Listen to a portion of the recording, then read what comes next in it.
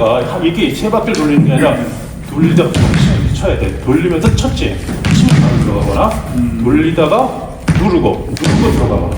잡는 것이 교검이라고 나와요. 그런데 이 교검의 한자가 두 가지가 있기 때문에 사람들한테는 많은 혼란을 가져옵니다. 첫 번째는 어지럽히다 교가 있어요. 이것은 무당검에서 사용하는 단어입니다. 하지만 대부분 우슈검술에서는 이 교자를 써요. 이게 교수형 할 때 그 밧줄로 얽어맬 교자예요. 이것을 흔히 교검할 때는 저 밧줄로 얽어맬 교자를 사용하는데 중국에서는 검술 이름을 지을 때 뭐 특별한 뜻이 있어서가 아니라 의미만 맞으면 각 지역별로 그냥 막 갖다 썼기 때문에 이런 현상이 벌어졌다고 생각이 듭니다. 어쨌든 단어는 다르지만 같은 의미의 교자예요. 그러니까 교라고 하는 것은 밧줄로 얽어매다. 두 번째 뜻은 휘젓다라는 뜻이 있어요. 휘젓다, 젓다. 자, 그래서 교검이라고 하는 건 결국 상대의 칼을 휘젓는 것이다 라고 정의할 수가 있습니다. 자, 그럼 무당에서 얘기하는 교는 크게 두 가지로 나눠요. 무당검은 좌측으로 감는 것을 교라고 하고 바깥쪽으로 감는 것을 전이라고 합니다. 그러니까 무당검에서 교검, 전검 했을 때는 통칭해서 교검이라고 말을 하지만 세분화해서 말할 땐 안쪽으로 감는 것이 교, 칼을 바깥쪽으로 감는 것이 전이 돼요. 자, 이 교라고 하는 것의 기술은 다른 검술에도 다 있습니다. 펜싱의 대가제, 펜싱에서 흔히 대가제라고 부르는 건 정확한 발음은 대가즈망이죠. 대가제가 교검이에요. 그 다음에 검도에서도 나옵니다. 검도에서 뻔에 보면 교검 나와요. 검도의 뻔, 3번인가에 보면 나올 거예요. 상대 칼을 제치고 탁탁 치고 제치는 것. 이것을 교검이라고 할 수가 있어요. 자, 그러면 이 교검이라고 하는 건 정의가 뭐냐 봅시다. 칼을 돌릴 때는 회전축이 있어요. 손목이 회전축이냐, 칼 검신, 이 부분이 회전축이냐, 칼 끝이냐에 따라서 나눠집니다. 흔히 펜싱에서의 대가제는 손목을 축으로 움직여요. 이게 이렇게 움직입니다. 왜냐? 칼이 가볍기 때문에. 그리고 직선 공방을 하기 때문에 이게 가능할 수 있어요. 그런데 진검에서, 중국 칼에서의 교법은, 교는 자, 칼의 중심, 칼날을 세 개로 나눴을 때 칼의 앞부분, 검도에서 여기가 선혁과 중혁 사이죠. 이 부분은 교를 하지 않습니다.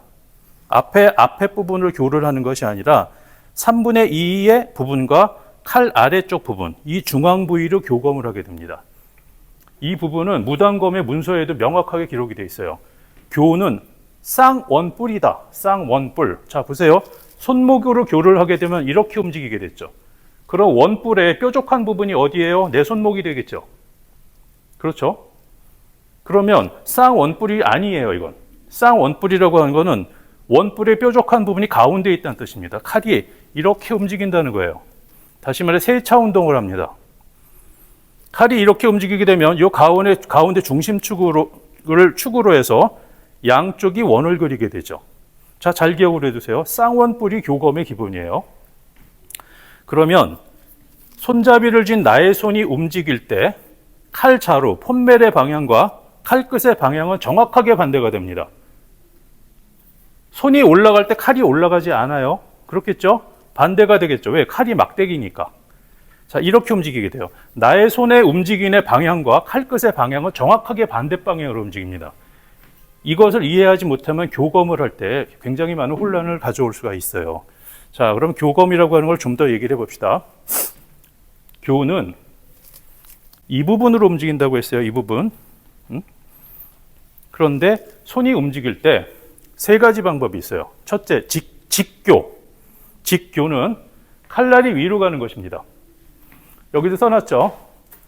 중음검에서 시작한다. 직교는 중음검이다. 중음검이라고 하는 것은 검도의 중단처럼 칼날이 아래가고 칼등이 위로 가는 자세가 중음검이에요.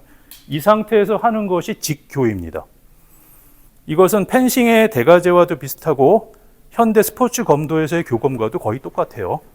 그런데 우리가 지금 칼이 양날검이잖아요. 한 손으로 쓰는 양날검이기 때문에 실제로 할 때는 칼이 누워요. 자, 이렇게 누우면 이게 뭐죠? 태양검. 반대로 손등이 위로 가면 태음검이라고 우리가 배웠죠. 손바닥이 위로 간 상태, 손바닥이 위로 간 상태. 태양검 상태에서 교검을 주로 하게 되는데 이 자세에서는 회전축은 여기에요. 칼 가운데에요. 이게 안으로 돌아요. 안으로. 안으로 돌게 되는데, 잘 보세요. 칼날이 누워서 돌아요. 그런데 칼의 그런 회전 방향은 좌우가 되죠. 손은 좌우로 움직이죠. 자, 그러면 회전축이라고 하는 것은 이 손이 움직이는 축은 크게 세 가지로 볼 수가 있어요. 좌우로 움직이는 걸 이거라고 합시다. 좌우예요. 이게 좌우예요. 앞뒤로 움직이는 건 전후지요. 또 하나의 축이 있어요. 위아래. 이게 방위의 6가지 축입니다. 이렇게 되는 거죠. 자, 이게 6가지 방향이에요. 이것을 무술에서는 흔히 육방이라고 그래요. 6가지 방향, 육방. 앞뒤로 움직이거나 좌우로 움직이거나 위아래로 움직입니다. 이 6가지 방향이 있는데 교검에서 상대 칼을 내가 뺏고자 하는 방향은 이 6방향이 아니에요. 이 방향입니다. 이 방향, 사선 방향. 잘 보세요. 전후 좌우 앞뒤가 아니라 사선 방향으로 움직여. 이 방향이에요. 이 방향. 이 방향이거나 이 방향이란 말이에요. 이쪽으로 칼을 움직여서 상대의 중심을 뺏어요. 상대를 흔들 때 상대를 흔드는 방향이 전후 좌우 상하가 아닌 사선 방향이라고 했어요. 이 방향으로 움직여서 중심을 뺏는 무술이 뭐가 있을까요? 팔계장이죠. 그렇죠. 팔계장은 상대를 흔들어 중심을 빼볼 때 일로 빼거나 이쪽으로 빼요. 사선으로 빼서 중심을 흐트러뜨려요. 사람은 사선으로 중심을 흔들면 흔들리게 되어 있는 동물이에요. 자, 비슷한 논리로 움직이는 무술이 또 있어요. 아이키도. 아이키도랑 팔계장은 많이 비슷하죠. 따라서 아이키도도 상대를 흔들고 던질 때 보면 전후 좌우 육방이 아니라 사선 방향으로 상대의 중심을 흔들어요. 교검도 마찬가지다. 교검도 상대를 옆으로 밀면 안 밀립니다. 힘으로 버티겠죠. 위나 아래로 밀어도 마찬가지예요. 그러니까 이 방향이 좌우로 움직이지만 위아래로도 움직여요. 그럼 제자리에서 했을 때, 제자리에서 하게 되면 손끝은 원을 그리게 되겠죠. 여기까지 이해되시죠? 여기를 충으로 이게 원을 그려요. 그런데 원을 그리게 되면 이미 흔들고 있는 동안에 힘의 방향이 분산됐기 때문에 이 칼은 힘이 없다. 상대 칼을 내가 흔들 수가 없어요. 왜? 돌리면서 팔이 꺾어지잖아요. 여기서 힘의 감소, 힘의 손실이 일어나요. 그렇기 때문에 어떻게 움직이냐? 이 칼을 구부린 것이 아니라 칼은 뻗은 상태에서 고관절로 움직이는 거예요. 고관절로.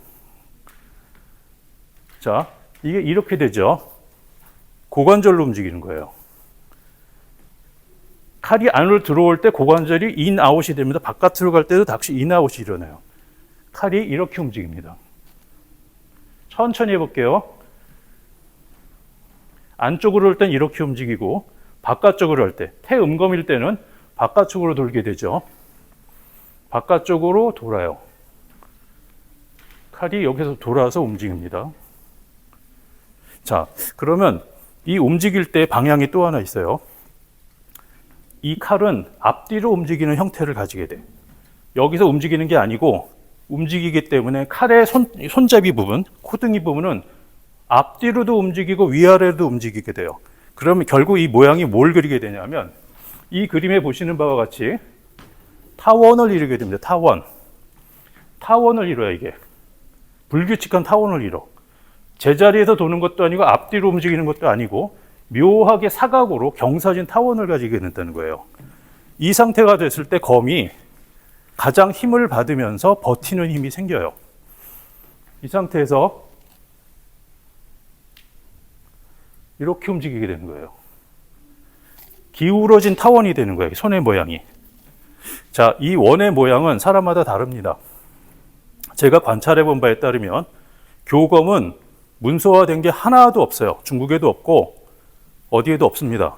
대부분 이거 구전으로 말을 전수하기 때문에 기록은 없는데 전설급 장문인들의 동작을 보고서 관찰을 해보면 이공성노사는 위아래로 움직이는 경향이 있어요. 이 칼이 위아래로 많이 움직여요. 손의 높이가 위아래로 움직인다는 거야. 왜 그럴까? 난 생각을 해보니까 이분이 키가 커요. 키가 185에 100kg야. 그렇기 때문에 이 사람은 상대를 상대했을 때 내려다보게 될 거예요. 그러다 보니 위아래로 하는 게 편하지 않았을까라고 하는 합리적인 추측을 하고 있어요. 그러면 작은 사람들은 어떠냐? 작은 사람들은 좌우로 비치는 횡경을 사용하는 경향이 좀 있습니다. 대표적으로 청평검 장문인인 이준덕 노사는 키가 작아요. 남자인데 키가 165도 안 되시는 것 같아. 이분은 좌우로 움직이는 경향이 있어요. 그게 특성이에요. 우리 집안에서도 서린호 선생님은 키가 커가지고 이공성 선수처럼 위아래로 움직이는 경향이 있고, 이세전 사숙은 역시 좌우로 움직입니다. 좀 작아요, 체격이. 그래서 체격하고 관련이 있는 것이 아닐까라고 이제 추측만 하고 있는데, 이건 그렇게 단정할 수는 없고, 개인의 전술, 성격, 스타일에 따라서 달라지는 것이지 규정은 없어요. 여러분들도 여러분들만의 어떤 루틴을 가지는 게 좋아요. 교검이 움직일 때 다 보세요. 안쪽으로 도는 게 교, 바깥쪽으로 도는 게 전이라고 했어요. 이 두 가지는 연결돼 가지고 연환돼요. 안으로 돌다가 바깥으로 다시 돌거나 바깥으로 돌다가 안으로 다시 돌아요. 자, 검이 그런데 상대의 칼을 3번을 감을 수 있을까요? 우리가 연습할 때 추원검법에도 이거 나오죠. 추원검법에 나오지만 거기서 3번 정도 돌려요. 그런데 실제 싸움에서 상대 칼을 3번씩 돌리게 받아주는 사람이 있겠냔 말이에요. 그런 건 없어요. 실제 칼은 부딪히는 순간에 한 번 돌면 끝나요. 부딪혀서 한 번 돌으면 그 다음에 다음 기술이 들어가야지 3번씩 돌릴 수는 없어요. 다만 연습은 그렇게 한다라는 거죠. 그러니까 한 번 돌려 안 되면 바깥쪽으로 돌려야 돼요. 이 두 가지가 상호 연환되어 가지고 유기적으로 움직이게 되면 상대의 칼을 흔들 수가 있다. 즉 상대의 칼의 방향을 흔드는 거예요. 칼이 흔들리면 어떻게 되냐? 우리가 발바닥이 땅이 흔들리게 되면 어지럽겠죠. 그렇죠? 마찬가지로 상대도 칼에 힘을 주고 칼의 어떤 방향을 가지고 움직이려고 하는데 내 칼이 흔들려 버려. 순식간에 확 흔들려요. 그럼 순간적으로 사람은 정신을 놓치게 되거나 칼을 놓치게 되겠죠. 그때 칼을 떨어뜨릴 가능성이 높아집니다. 그래서 검도에서도 보면은 칼 뺏기 기술 있잖아요. 죽도. 딱 상대 있다가 감아서 쫙 빼버리잖아요. 쳐가지고 확 감아 빼요. 그러면 칼이 떨어져요. 그 기술은 시합에서도 가끔 보이고 사범님들이 수련생들 교육할 때 가끔 보여주는 기술들이에요. 그게 바로 교검이에요. 이걸 무협지에서 뭐라고 그러냐? 탈명검, 탈검 기술 뭐 이런 식으로 무협지에 나옵니다. 확정 그리는 것이 아니라 우리가 그동안 배워온 대로 좌우로 움직이는 기술들을 처음에 연습을 하고 나중에 돌려서 베는 연습을 해요. 이거 연습 많이 해왔죠? 그동안 10년 이상 여러분들 해온 기술들이에요. 그 다음에 단계별 기술은 우리 허지용 씨가 연습을 많이 해서 그동안 보고 있었어요. 우리 그 천버처에 가면은 교검 연습하려고 만들어 놓은 게 몇 개 있잖아요. 처음에는 칼이 접촉한 상태에서 교검을 해요. 칼과 칼이 접촉한 상태에 교검할 때 칼날이 떨어지지 않도록 돌리는 게 포인트예요. 이게 떨어지면 안 돼. 계속 붙은 상태에서 연좌반 것처럼 돌아야 돼요. 이게 충분히 연습이 되면 그 다음에는 칼을 닿지 않게 연습하는 방법이 있어요. 그것도 연습했죠. 지용 씨가 그거 되게 잘해요. 칼과 칼이 닿지 않은 상태에서만 도는 거예요. 칼이 있으면 닿지 않은 상태에서만 돌아. 적당한 간격을 유지해야 되기 때문에 이게 훨씬 어렵습니다. 이 연습이 다 되고 나면 붙었다 떨어졌다 하면서 돌리는 연습을 해요. 돌리다가 반대로 돌리고 이렇게 돌리다 바로 반대로 돌려요. 이걸 한두 번 하게 되면 상대의 칼은 반드시 힘을 잃거나 방향성을 상실하기 때문에 검선이 죽어요. 교검의 목적은 바로 여기 있어요. 검선을 죽이는 거예요. 그 다음에 방향성을 내가 뺏어오는 거예요. 자, 이런 기술들은 검에 다 있고 없는 검술은 사실 없습니다. 그러면 쌍수에서는 어떠냐? 지금 우리는 한 손칼을 쓰는데 쌍수에서는 교검이 있냐? 있습니다. 쌍수 교검도 있어요. 검도에서 사용을 해요. 검도에서는 칼등이 위로 가게 하기 때문에 직교 형태에서 사용을 하는데 무단검에서는 칼을 뉘어서 씁니다. 쌍수인데도 무단검도 쌍수 쓰기도 하거든요. 그래서 무단칼이 약간 길어요. 쌍수를 쓸 때 중요한 것이 바로 폼멜이에요. 무단검의 폼멜은 일반 다른 검하고 달라서 중국에서도 무단검이라는 장르가 따로 있어요. 무단검의 장르의 중요한 포인트는 뭐냐? 이 칼코등이와 폼멜이에요. 두 가지 특징이 만족되면 무단검이 되는 거예요. 무단검이 그런 모양을 가지게 된 이유는 쌍수로 교검을 할 때 유리하기 위해서요. 이 핸들이 되게 중요한 건데 이 방법은 예전에 그 대한검도회를 창설하신 서정학 선생님이 돌아가시기 전에 몇 번 제가 만나서 지도받았을 때 이 왼손 사용법을 가르쳐 주셨어요. 되게 중요하다. 직접 보여주시면서 연습해라라고 하셨어요.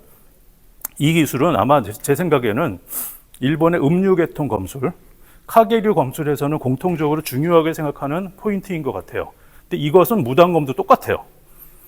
거의 동일한 기술들이에요. 사용 방법이. 왼손의 사용법이 있어요. 이 부분은 이따가 여러분들 연습할 때 한번 연습을 해보기로 합시다. 자, 다시 얘기하자면 교검이라고 하는 것은 상대의 칼을 흔들어 가지고 검선을 내가 뺏는 것이다 라는 거예요. 가 되면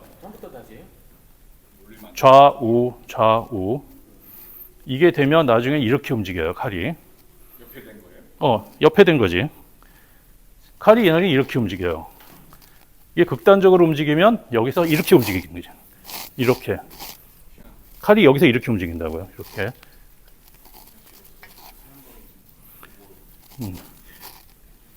이 사용법은 무당에서 되게 중요한 거예요. 여기다 대 여기다. 이렇게 움직인다고. 근데 난가, 심검당 난가의 배홍철 선생님은 검을 이렇게 쓰셨어요. 나한테 검술을 가르쳐주고 보여주실 때 칼이 정면이 아니라 약간 비스듬한 상태에서 왼손을 폼멜에 대고 이렇게 움직이는 모습들을 많이 보여주셨어요. 그래서 이 칼을 처음에 원을 그립니다. 칼이 원을 그리다가 이렇게 움직이기도 하고 이렇게 움직이기도 하고 다 움직여요. 이 자세가 매우 중요한데 이런 기술들은 난가의 영향을 받은 설장검법에도 그대로 남아 있습니다. 설장검법은 정면 중단이라 측면으로 중단을 서는 그런 독특한 자세들이 있습니다. 일본 검술의 카스미 자세의 변형이라고 볼 수 있겠죠. 이 상태 검이 이렇게 잡는 게 아니라 손등을 대고 움직여요. 근데 이런 자세들은 칼을 제치거나 스쳐 올릴 때 오히려 더 빠를 수 있다. 힘은 적지만 빠를 수 있다라는 것입니다. 이렇게 움직이고 여기서 할 때는 이렇게 움직이는 거지. 이렇게. 받아줘야 돼. 한 명 받아주기. 이 상태에서는 이렇게 움직여야 되는 거고. 이 상태에서는 이렇게 움직여야 되는 거죠. 이렇게 움직이고 손등이 이렇게 됐을 때는 이렇게 움직여요. 방향이 달라. 이 상태에서는 바깥쪽으로 돌잖아. 손등이 위로 간 상태는 안쪽으로 도는 거예요. 직교, 평교가 다 세 가지가 다 사용되니까 이걸 하나만 쓰는 게 아니라 섞어 쓴다. 최종 목적이 뭔데? 찌르거나 제치고 치거나. 상대 칼을 제쳤잖아. 제쳤으면 바로 찔러야죠. 그러니까 이 상태에서 칼이 이 상태에서 이렇게 돼서 들어갔어. 이렇게 됐어. 그럼 찔러야죠. 이렇게. 칼의 각도를 바꿔요. 그래서 이 교는 격자격세에 뭐에 속할까? 앞에 때릴 격, 찌를 자는 공격이잖아요. 뒤에 막을 격과 씻을 세가 있잖아. 뒷부분 격세에서 이건 뭐에 속할까? 격에 속할까요? 세에 속할까요? 잘 생각해봐요. 정답이 있어요. 격이에요. 막을 격 격에 속해 이건. 그러니까 결국 상대 칼과 접촉이 일어났잖아. 상대 칼의 방향을 바꿔준 거잖아요. 방향을. 그래서 이 칼을 죽였잖아. 그러면 이제 중심선을 내가 차지했으면 나는 찔러가 들어가든가 격이 들어가면 되는 거죠. 교는 공격이 아니에요. 그렇죠. 공격을 하기 위한 격법. 상대 칼을 제치는 연습이에요.